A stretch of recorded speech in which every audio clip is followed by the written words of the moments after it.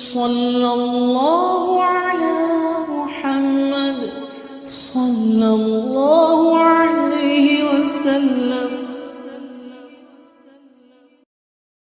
أعوذ بالله من الشيطان الرجيم.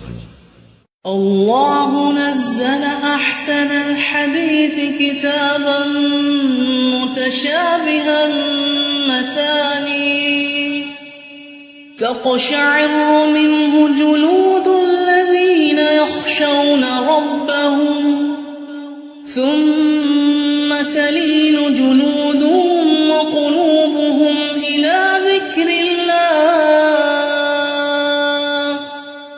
ذلك هدى الله